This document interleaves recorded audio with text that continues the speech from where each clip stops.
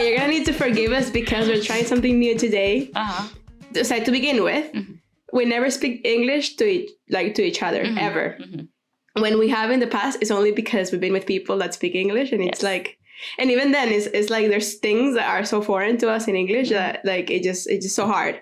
But we're trying something new. We want to try this out in English. So if we're laughing, or if there's moments where we just like go full Spanish, then that's just us. You know what I mean? Like we're just trying it out. We're trying it out. You know what the funny thing is? We speak Spanglish. So if I I start speaking in Spanish to you and then switch to English for an extended period of time, I won't feel like it's weird. But the fact that we just kicked off a conversation in English is very weird. Yes, it never happens ever. But yes, so maybe it's gonna be, instead of like Spanglish, more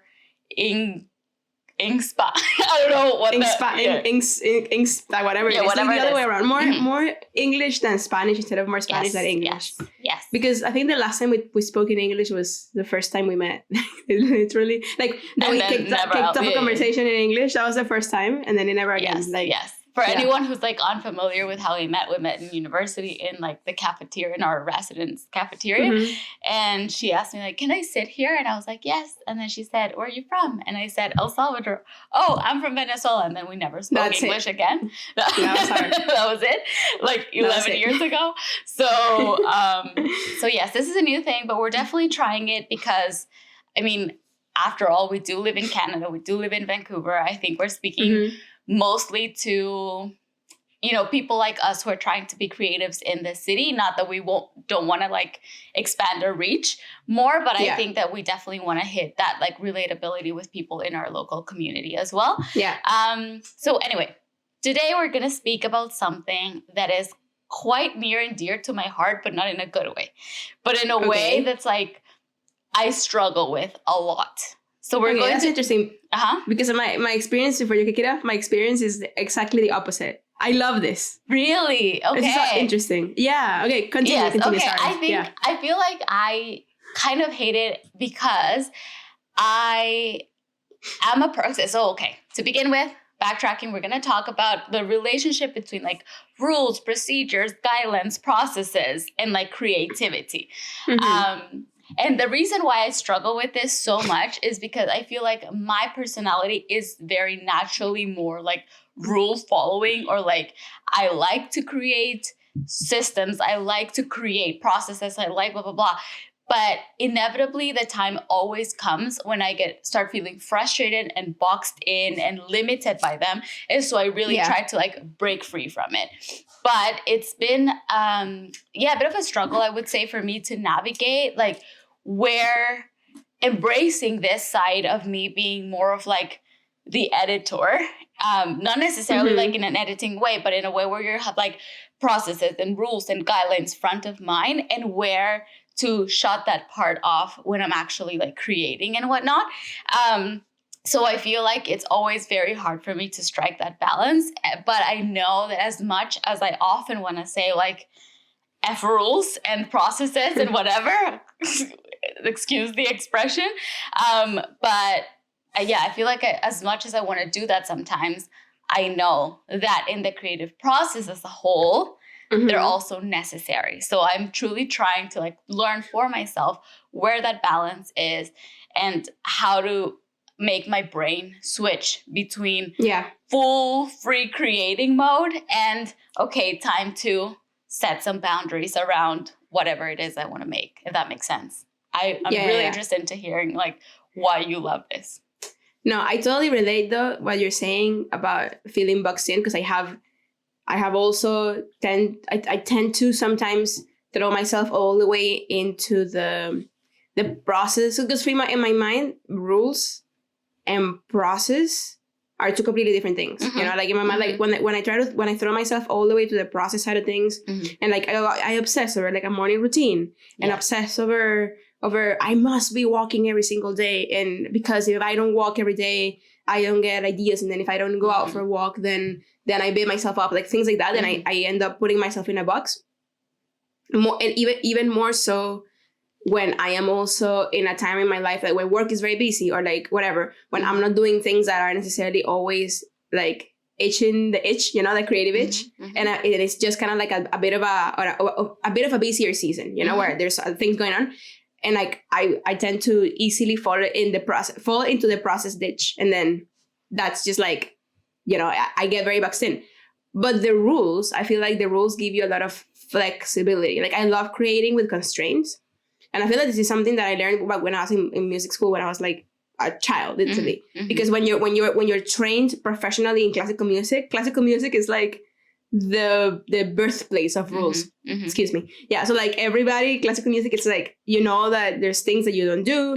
And like harmony, you don't do parallel fifths, you don't do parallel eighths, but then or octaves, parallel octaves. But then when you listen to music, it's plagued with all of these things that they tell you not to do, but then people break them, obviously, because. Right.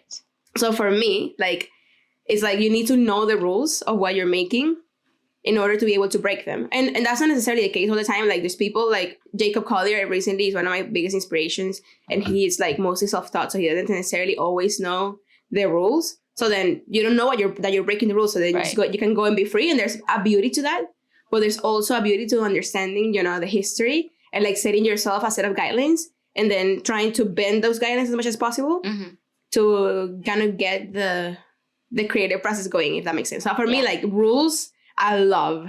Process is great as long as it serves me, but then once in a while I need to just kind of break it up and start from scratch or else I just kind of fall in the ditch, you know what I mean? Yeah. So, yeah. Yeah, I think one of the things that I find very interesting about a lot of things that you mentioned, actually, because I think with writing, it's something very similar where there's a lot of like rules in writing, you know what I mean? Especially depending on the type of writing that you're doing, but especially around obviously grammar, you know, spelling, all sorts of things, like even basic language things. And then you go to like novel structure and like blah, blah, blah all story structure, narration, and like this and that. And then you often find authors that are constantly breaking these rules and then go and become like the most successful people ever.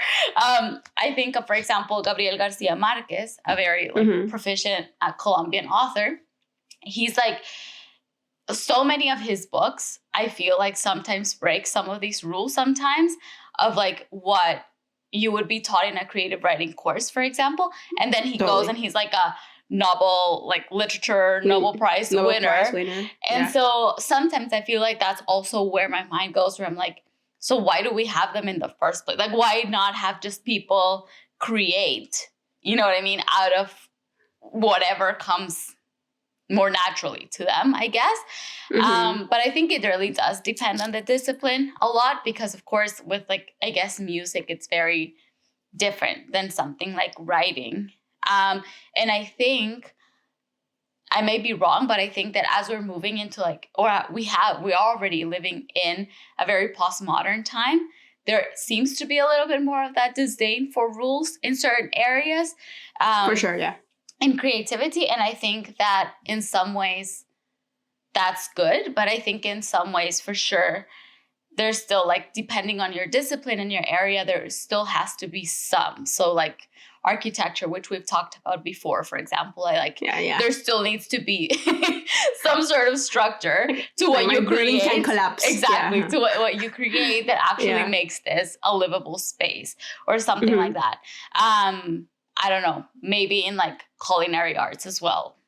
Who knows? Maybe not, because like maybe people might experiment with different like tastes or whatever, but there's still like certain things that whenever you're actually executing, you need to abide by, like certain like food safe standards, or, you know, cook my chicken through well. Like, exactly. Don't serve medium rare chicken. Right. Like, but in the actual creation of the dishes, like, I don't know if there are certain rules of there. It's just like, truly give me all these ingredients and let me just whip something up from nowhere. You know what I mean? So yeah, I think, and I love what you're saying. And I think like when you mention why don't we just create from nowhere, I think it's impossible because since we're children, we're taught, you know, grammar. You're taught to not eat, and this is for our good, but to not eat raw chicken. We're taught all these things like since we're children that like you're taught that like food without salt tastes bland. So you put salt in, and of course, and it's not your thought. It's not only your thought, these things, but then it's kind of like a self-reinforcing cycle, because then these things are true. Yeah. You know, and there's certain like disciplines where the rules are a little bit more. I know nothing about dance, for example, but in my mind, like, there's more space to bend the rules because it's such an expressive art form. Same as music, same as painting. But even then, in general, like, we all know about like the Fibonacci sequence and how you know the golden ratio, and like a lot of photography and composition comes back from that, and like the things that as humans we are wired to see as beautiful, for example, or things that as humans we're wired to, like, even the little things, like, for example, how certain pop songs are more popular than others. It's like because as humans we're like set up to certain chords kind of makes us feel certain different ways. So like that's something that just kind of ingrained in our brain, just because we're informed by all these things that like we're not born in a vacuum, I guess. So like a lot of the things that we listen to and that we read and that we consume and that we watch and the photos that we like and all of these things are equally informed by what it's already been done, which has followed the rules. But also this is where my faith comes in, by the divine creation of the creator. You know what I mean? Like, in a way, God also created with rules, if that's what you believe. Like, he created with rules, like the golden ratio and the Fibonacci sequence, and how all these things follow in certain places for reasons. So like, well, yes, you can kind of grab all these things and break them down and make something new and different. And maybe it's like a hit, you know? Yeah. Like, again, Jacob Collier, again, one of my biggest inspirations right now, like his latest album is like a mix of all the things, and it's like there's nothing. But then once you go back and you boil it down to like the most basic things, it's always inspired by something else. Yeah. And that something else was inspired by rules, or by something else that was then inspired by rules. Like, you know, all these things, like, you know, Gregorian chant inspired Baroque music, who then inspired classical music, who then inspired romantic music, and then, you know, ballads, and then like jazz, and then it inspired salsa. And so like, yeah, you keep breaking the rule.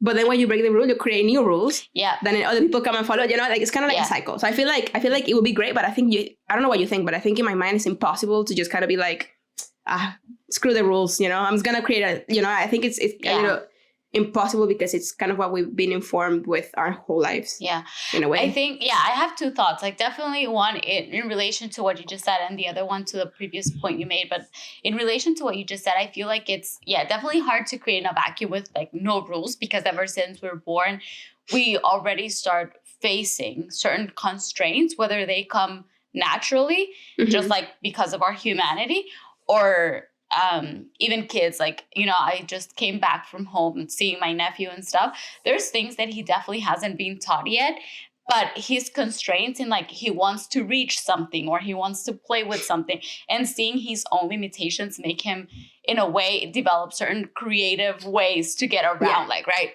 So of course there's like certain things that just are ingrained in us or are naturally like placed, whether in us internally or in our surroundings, that will make us follow certain rules or follow certain procedures, or learn with time that that's the way that you do things. But I think also sometimes, and you kind of mentioned it as well with musicians who like break some rules because they didn't know them. Sometimes I think that plays a role as well. And I actually find it so interesting when people are able to perform a discipline with like no previous training or no previous like idea. And I think of a Venezuelan comedian, actually, Jose Rafael Guzman, who's like, I've seen some of his interviews, and he's a successful stand-up comedian now. And he admittedly says that before starting to go to open mics or whatever, he never consumed stand-up comedy. He didn't know about the 3 blah, blah, blah rule. I can't remember. 3-part act. 3-part act. He didn't know about like timing and punchlines and this and that. It just came so naturally to him that he learned it. And I feel like those cases are also like sometimes show how it can be done. And I think this is also like strays away from this conversation specifically a little bit, but it also relates a lot to the idea of just like innate natural talent versus the development of a talent or a skill or a craft or discipline. Because sometimes I feel like even if you have a natural tendency towards, you know, the arts or creative work or whatever it is, actually, you will need some probably sort of like training or discipline to continue honing that skill that you might have naturally. If you want to do it more proficiently, if you don't, then you just like You know what I mean? Like if I don't have a natural proficiency for drawing, but say that I did, and I don't want to live off of like my drawings or being a painter, then I could just sketch at home and like I don't necessarily need to, work on it. But if I have a natural knack for dancing that you could kind of see, and then I wanted to, polish that, then yes, I would probably have to learn from someone else, go to class, have some discipline, blah, blah, blah. But what I'm trying to say is like, I just find it very interesting that sometimes in this vacuum of rules or guidelines, whatever, there's just something that sometimes naturally informs people of the way they're, they have to go. And it's just like an intuition thing sometimes, right? Yeah. Yeah, I feel like those people are super talented. Like I always said that of course I'm talented, but I'm not like super talented. I'm like average talented. And I was nurtured to be talented, you know what I mean? Like, because I grew up in an environment that was so like intense to a certain extent to like teach you the rules, and this is the chord progressions you follow, and this is what you do, and this is how you play the violin, and you hold the bow a certain way, and you apply the pressure in this way and that way. And there's things that of course need technique. Like there are things that you can't do the right way. Of course, the right way being dictated by all these laws and rules. So it's all excuse me, it's all deconstructible in a way. I feel like, because that's what, so because someone made it, right? Like, but some things like straight up need technique, because if you want to play a violin concerto, for example, and this is excuse me, going back to like classical music, it's like you want to play a violin concerto. It's okay. Say you play Tchaikovsky violin concerto. It's like 50 minutes long. It's a very endurance heavy piece. You need to have the technique to be able to endure it for that time. So that's kind of, you grow up like as a violinist, or in my case, like building and nurturing that technique and that endurance and that stamina. So when the time comes, then you can do it. But at the same time, I feel like there's people that are like super talented and they just kind of like stumble upon like Jose Rafael Guzman stumbled upon comedy, showed up, did his open mic, and then did his thing. And now he's so good. And now he's opened up a space for him in like the comedy space that didn't exist before. And so then now it's like the discipline of like, okay, do it over and over and over again. And I develop my talent and I develop my intuition a little bit more. And you get more, you get better at like noticing your intuition and all those things. And then, you create a new space, and then other people are going to see it and are going to be like, oh, I want to be just like that. And then like inevitably they're going to copy it. And inevitably what you started as a freedom act will become a rule. Right. Yes. Yeah. It's like, yes. But I love it because it's happening all the time. It's like, while on one hand, like everything's been created under the sun, on the other hand, people are finding new ways to create, and that's super cool. Like I remember this orchestra, I think in Paraguay, like a long time ago, they became huge because they wanted to play music, but they didn't have instruments, so they just like used trash. Yes, I remember that this. one. Yeah, and they like won Grammys and whatnot with that orchestra because it's like they're making the music that we all made. Yeah, for centuries. But the way they got there was so innovative and like and intuitive to a certain extent. Like it's so cool. So like it's kind of interesting how from freedom you can burst something out that then becomes the rules that other people in the future will want to break. Yes, it's kind of cool. Yeah. And you know what? And this is related to what the second point that I wanted to make before. For those of you who don't know, I took a course in project management, and I'm like trying to continue to build myself up and train myself up as a project manager. And it's so interesting. She's a great project manager, by the way. Hire her. If you have a project that needs managed, she's got you, man. Yeah. So it's funny because they always describe it as a little bit of an art and a science because yes, there is a bit of a science and a method to how you manage a project, but there's also a little bit of an art because projects are inevitably full of unexpected circumstances. At least some part of the project will be performed by a person. Now with AI and like technology and all that, like it is very possible that certain parts of certain projects are like completely taken over by machines and technology, but at the same time, like some part of it will be human. And so that means that as a project manager, you will need to be able to adapt and come up with solutions and manage conflict and have all these sorts of things that make it a little bit of an art and a science. But the reason why I say this is because one of the things that we learned early on in my course is like projects are essentially the result of someone wanting to break a rule or someone wanting to change the way something's done, right? Or make something new. Something new.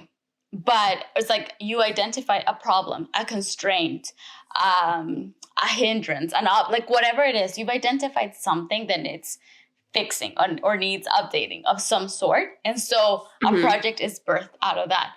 But then once the project ends, usually, and this is the case for more like organizational type projects, because of course, if you're like planning a project and it's a wedding, for example, the wedding's done, that's it.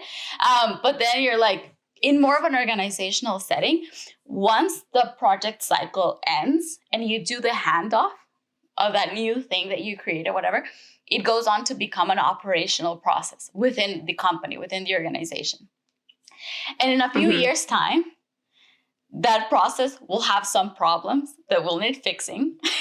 And so you start all over again because you start a project in order to fix that problem that then becomes a process and so on and so forth.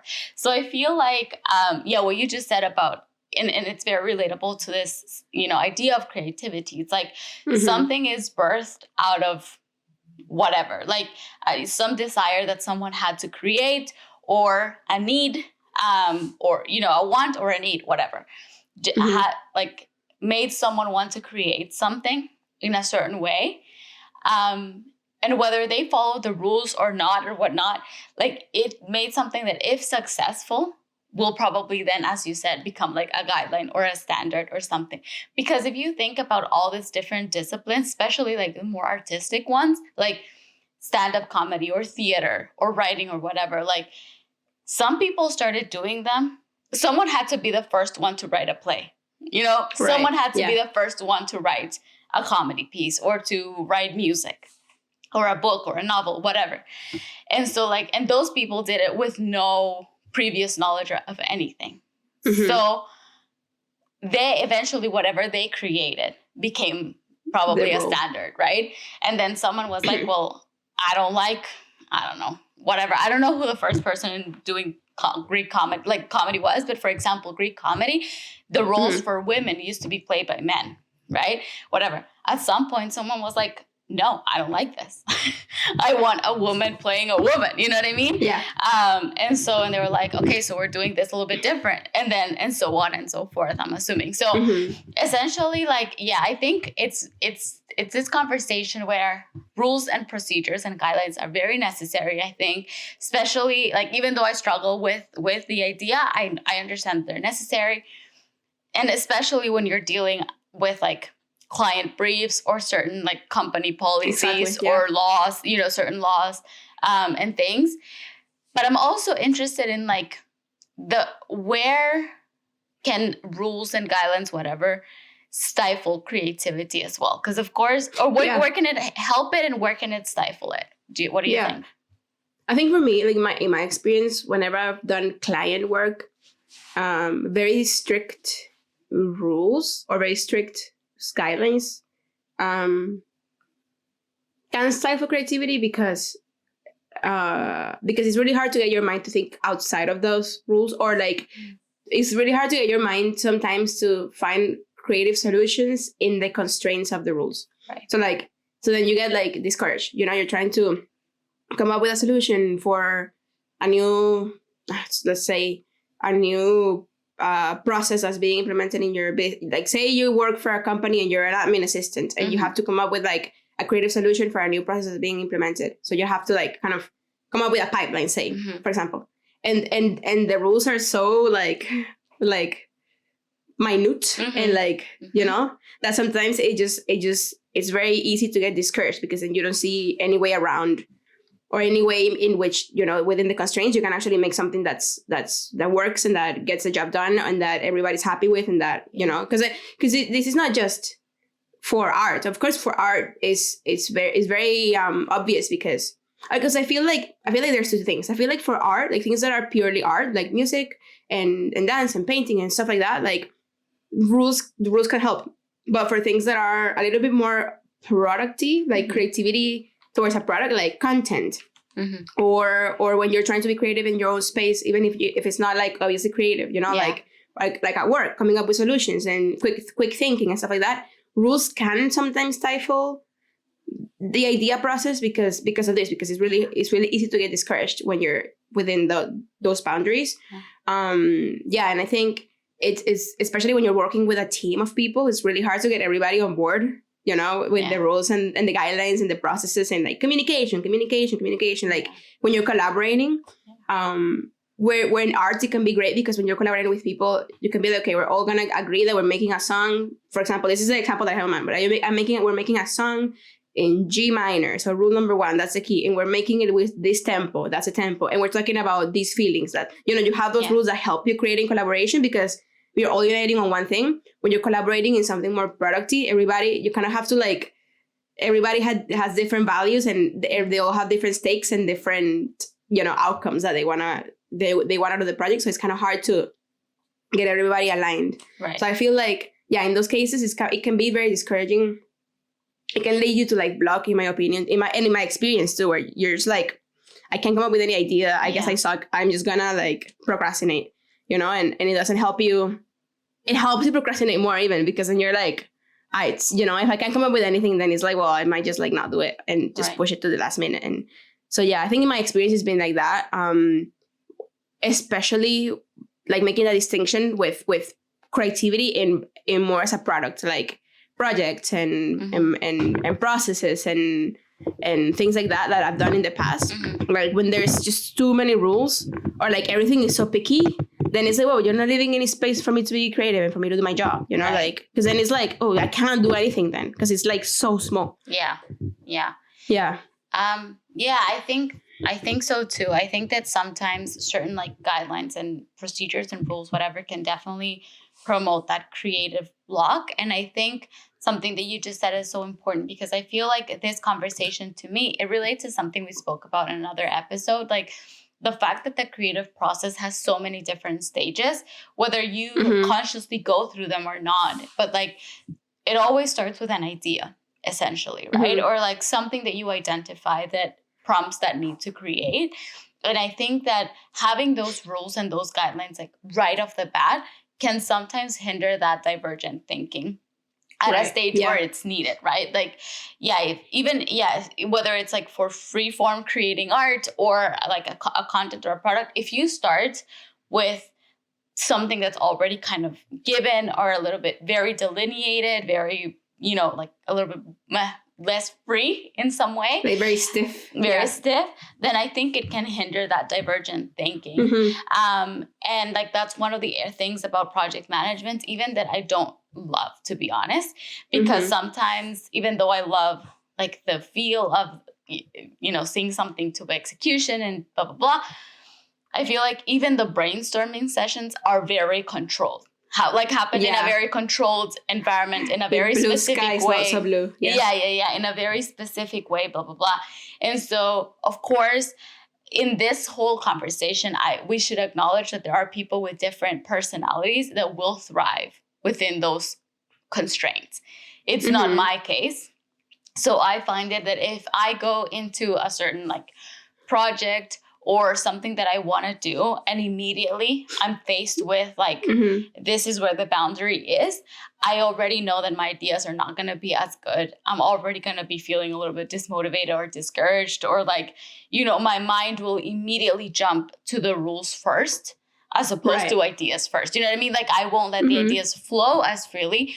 And maybe like, a brainstorming session, for example, like any sort of idea thing, it's like, let's dream up the world. Like there is no limit, blah, blah. And then once we know the rules and guidelines, we're like rein it in.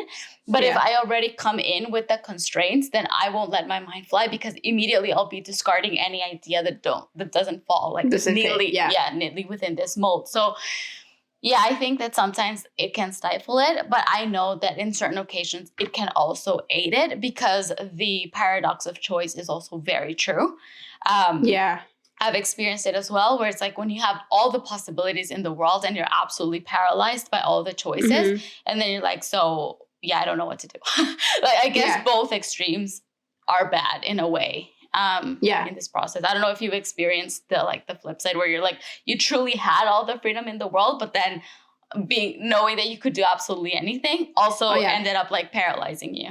I do all the time. Like I'm really, because I do a lot of design work on my day to day. I always say that I'm a bad designer, not because I'm a bad designer, but because I'm bad at coming up with ideas from nothing, you know? Yeah. Like if I'm making something, I need to look at it. Like I'll spend an hour and a half just doing research on just pulling inspiration. Mm-hmm. When it comes to design, like when it comes to music, not so much, mm-hmm. because I've been trained for a long time. I feel like design, I just don't have the level. I don't have the 10,000 hours. I'm at like 8,000. Whereas with music, I'm at like 25,000. Like for me, like, you know. Yeah. But in design, like I'm really bad at just like dreaming something up from nowhere. Like. Mm-hmm. You know, so for me, I love it when like someone gives me something and it's like, this is the template, not wrong with it. And I'm like, great. I got all the boundaries. Mm-hmm. You gave me all the assets. You gave me the fun. You gave me the colors. I don't have to, maybe I wouldn't have chosen them, but they're the brand. So this is awesome. I can just like apply and, you know, plug them in and then it's like, beautiful, done. Right. So I feel like that's when there's so much freedom, then I like, when it comes to design particularly, I like get paralyzed like super easily. And like, but also I've also experienced what you're saying, like, especially when I worked in my last job, like we would do brainstorming meetings and it was like, the world is your oyster and dream big, but this is the budget that we have. And it's like, but then like, you're letting me dream big. It's like, but when you were saying that, I was thinking, that even if we don't have to set rules, we're always going to have constraints. Yes. And those constraints are already rules. Like they're like filters, you know, like when you're filtering something on like Notion to come up with something, they're already filters. Yeah. Like for example, like, okay, I'm gonna make, again, music, but I have this much money to invest in my music. So maybe some of the things I would like to do right now, I can't do because I don't have the money to invest in those plugins or whatever, or instruments or whatnot. So then how am I gonna achieve the closest to this? Yeah. With the resources I have? That's already a rule. That's already a line that I can't cross. But that already prompts a creative process because now you have to figure how to do it even within those constraints, right? Right. Yeah. And what helps me sometimes, and sometimes it doesn't help me, like in one of the projects that I'm kind of stuck at right now is because I haven't been able to secure funding. So then I just kind of like, that rule wasn't bending. I wasn't being able to secure funding. And so then I got completely demotivated because I didn't see a way out until very recently. Mm-hmm. I had not seen a way out where I was like, this is not going to happen then, I guess, because then the rules are so stifling that there's no way I'm going to be able to operate within them. Yeah. But what was I saying? Oh yeah, but I really enjoy starting a project with like with a freedom and then like narrowing down within the current constraints. Like I would love to replicate this sound, or I would love to like take this photo, or I would love to like, you know, this is my vision. Okay, I don't have the fanciest lens, for example. Then okay, with what I have, how can I make something similar happen? Or with what I have, so like big vision, and then like narrow it down within what I have. Like I only have my phone's camera, so how can I make this happen with my phone? And like and then you can experiment and like try new things and jump here and jump there and like create your own rules within your own like resources too. Because if you only have your phone's camera, then the way that you take a photo is gonna be constrained within what you know you can do with your phone. So you make rules for yourself to be able to achieve more, you know, in a way. Whereas like if you're like, oh, I have all the toys and all the things, then you maybe don't even know how to create rules for yourself because you just have infinite choice, you know, which might not always be helpful either, because then you don't learn how you create as a creator with your resources, even both mentally, but also like the things you actually have, you know? Yeah, totally. And I think that that's like such an important part of this conversation, like the fact that the impact that rules or guidelines or procedures, processes, and I call this all these different like words because, you know, just to cover the biggest amount of like possibilities that people can face, because sometimes, again, it will be like full on laws against certain things, like, I don't know, copyright, for example, or, you know, certain constructions and design laws or whatnot. And sometimes it'll be more of a like kind of a guideline or a standard, you know what I mean? Like when YouTubers, for example, first started like coming up on the internet, like everything they were doing was kind of new because it was a remix in a certain way or a reaction against maybe like television or whatnot. And now you see certain like even courses about like, oh, what design fits best for YouTube thumbnails or like how to design an Instagram grid, blah, blah, blah. And like all these rules came up out of like people just doing things and then realizing what works. But there are no hard rules per se. Like if you don't want to like have a pretty Instagram grid, you absolutely don't have to. There's tons of pages who are very successful with no design. And there's tons of pages who are very successful with a very pretty and a cohesive design. So some things are truly more guidelines than rules. But anyway, the point I was trying to make is like, it's very important to distinguish like the place of this different things like rules, procedures, process, and guidelines within the different stages of the creative process. Personally, and this is just like my opinion, I think that the idea and the brainstorming or the blue sky thinking, like just the very initial part, I feel like should be as free of constraints as possible. And then as you move towards execution, then perhaps start constraining a little bit more. Of course, this will depend on certain things. Like, for example, if you're a custom designer for a play, you will have to work within the constraints of the play. Like, no matter how great your ideas are, if you're doing a play of the 1600s, like, people won't be wearing, like, fishnets. But even then, though, there's people do, like, modern Shakespeare. Of course. There's this, like, you know, like the big blue sky moment where, like, I want to do a Winter Summers. I don't know any Shakespeare. I don't know. I want to do that one. Or I want to do Romeo and Juliet, but I don't want to do the Romeo and Juliet that we all do. So, like, let's do, like, okay, this is a perfect example. There's this very popular musical called Six, which is about the six wives of Henry VIII. Right. But they're all punky and like wear fishnets and like all those things. It was in the 1400s. Like, it wasn't, or whenever it was. Actually, don't know any history about that either. I'm showing you all my shortcomings here. I think it's 1600s. Yes. Okay, back then, Henry VIII. Back then. But it's like, it's super cool because when this came out of a university and it became super popular, and then it went to the West End and everybody loved it, and then it shipped it out to Broadway. People went crazy, and now it's touring the world and it's coming to Vancouver. We should go. But anyways, and then it's like so cool. But the dreaming moment, they were like, oh, it would be so I'm in mind. It's like, oh, it would be so dope to be able to say this story in like this like new, like, you know, modern kind of twist. And then from there, like, once you get the big idea in the big, like, blue sky, anything is possible moment, then you start like, okay, what's the first constraint? Is modern and punky. Constraint number one, because we decided that's what we're gonna make.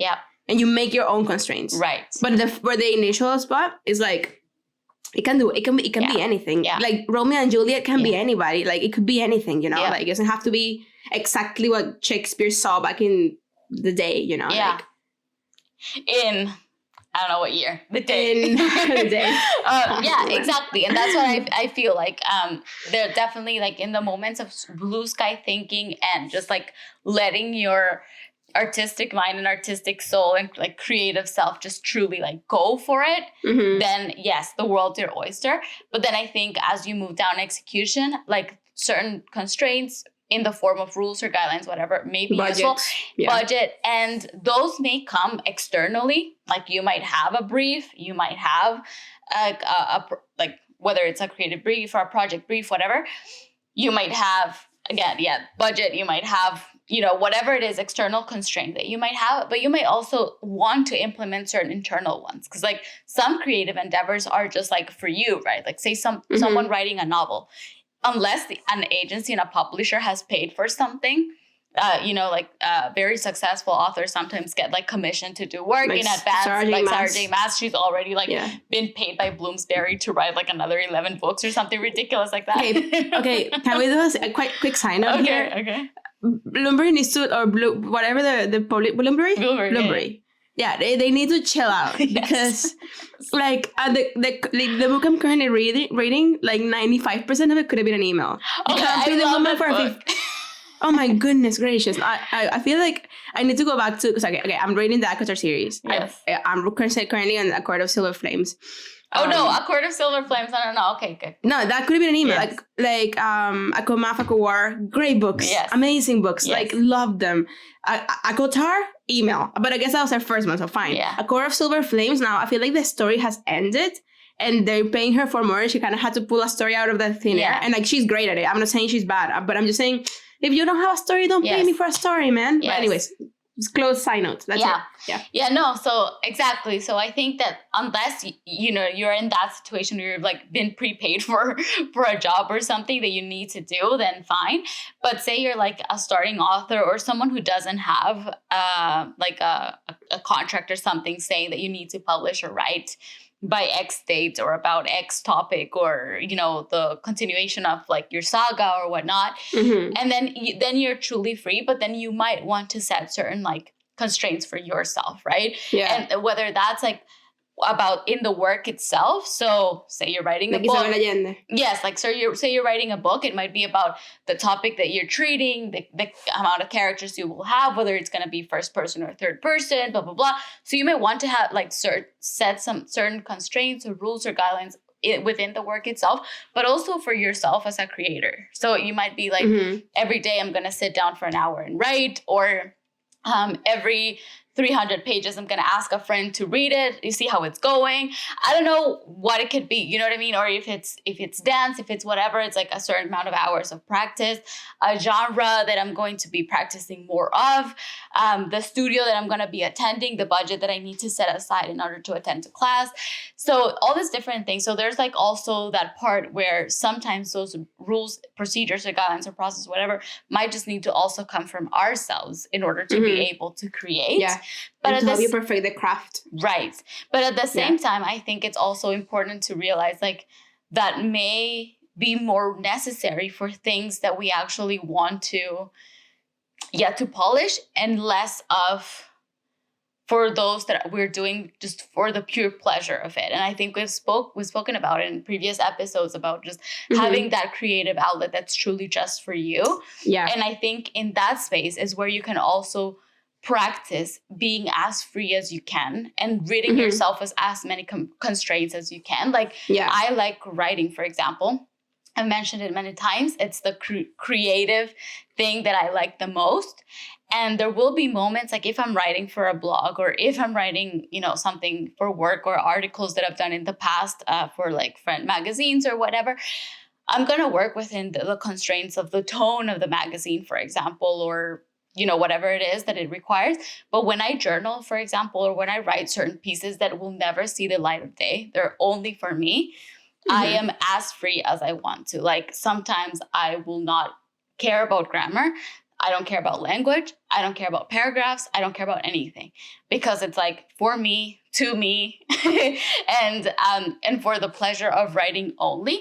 So I think that it's also important to have, or even when I'm dancing, like I have no intention of making a life like about dancing. So if I'm just dancing in my kitchen just because, I don't care if my toes are pointy or not. You know what I mean? Like I'll keep up, and I don't care if the turn was right or blah blah blah.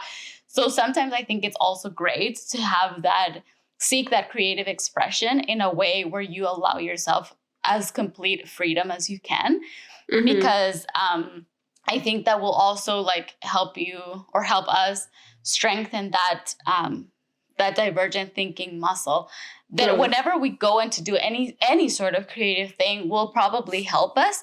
But at least have, and I don't know if I'm just speaking like for myself, because I have that type of personality where I need to feel free. The moment I feel constrained, I immediately like get blocked. I feel bound. I feel personally attacked. And sometimes that's like even the constraints that I've put myself in.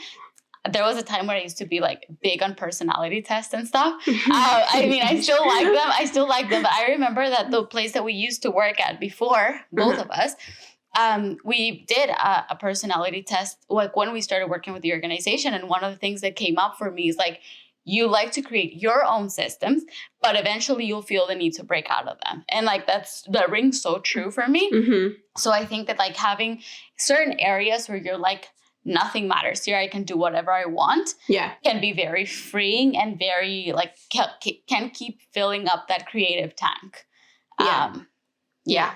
And I think even that I resonate with that so much, even in the smallest of ways. I don't know if you remember when we were back in university, like I will take a million different paths to the same place just so I could break the routine. Because sometimes I was like, I don't want to walk down Main Mall every single day. Like I've done that like like, you know, like even if it's the most like littlest, stupidest thing that you don't think will have an impact, it will, because then you're like breaking your unless you love the routine, and then but you having that one space, if it works for you, because I resonate with that too. Like I love to set certain guidelines and systems for myself to be able to get in the mood of creating, or to be able to get in the mood of working. Sometimes like, you know, this morning I was doing something that was very tedious.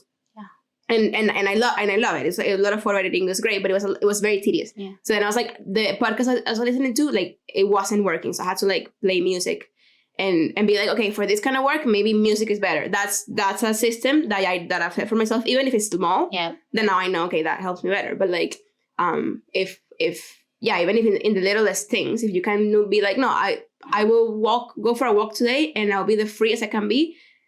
And I'll just go walk and wander, and then, you know, come back and not even go out with like a plan. I'll just walk down the street, and then I'll turn here, and if I see a pretty flower, and then turn here, and like or go on out on my bike or whatever, you know, like those things. I think it's important to have them, to have that space to, you know, for divergent thinking to occur, you know. Yeah. Because I think it's very important. Yeah. And as you were saying as well, if you do it in the things that are just for you, like your writing, my photography, whatever, the more you do it, you're also going to get better at doing the thing, you know, because you're always practicing the craft. Yes. Even if you're not practicing within the constraints of what people say is the rules or whatever, you know, it's like you're still doing it. Yeah. So you're like, I've been taking photography seriously for the past, say, 4 years-ish, maybe. Mm-hmm. And I've gotten so much better. And I have no intention of doing anything with it.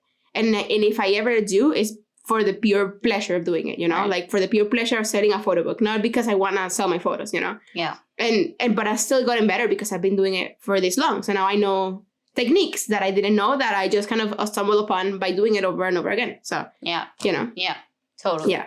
100%. I think definitely it's part, and we've mentioned it so much, I think, and also funnily enough. So I had heard about people recommending this book, The Artist's Way. Mm-hmm. I think that's the name. For so long, but I hadn't gotten around to reading it. And then we started talking about the whole creative self thing.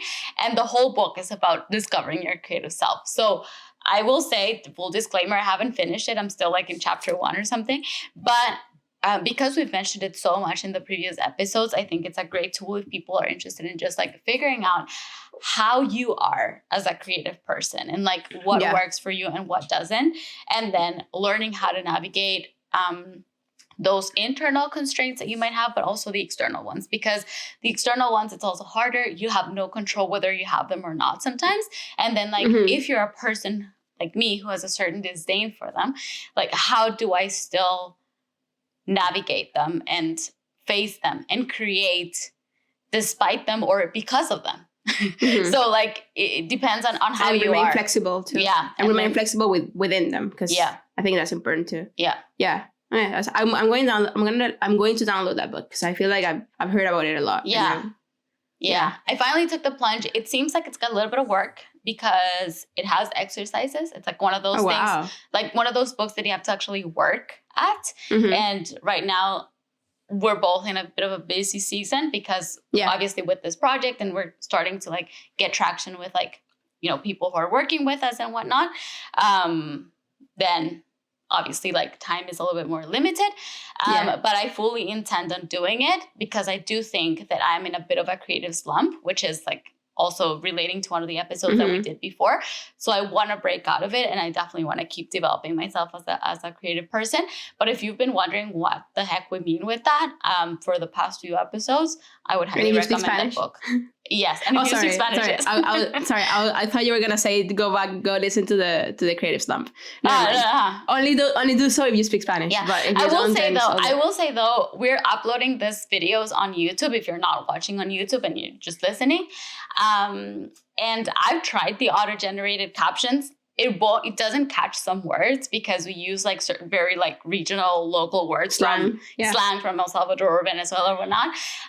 But they're pretty good. Like you'll catch the gist of the episode. So if you're still interested, if you're interested, that might be an option. So I think we'll leave it up to here. Wait, I have two thoughts. Okay. Well, thought number one. Give me 1 second. I need to get up to do this. I've recently, and I showed them to do yesterday. Oh, yeah. I've recently bought these little field notes notebooks. They're like passport size, maybe a little bit smaller. Yeah. And they fit in like my little, I carry my Lululemon crossbody bag like everywhere. And they fit like in the back pocket like so perfectly. So this is like for the past, so I bought them on Sunday. I bought them on Sunday. And we're recording on a Wednesday. So for the past 3 days, I've written one thing down. At least one thing down every day. So like, because when you're in that place of like divergent thinking and like something comes up, it's like, oh.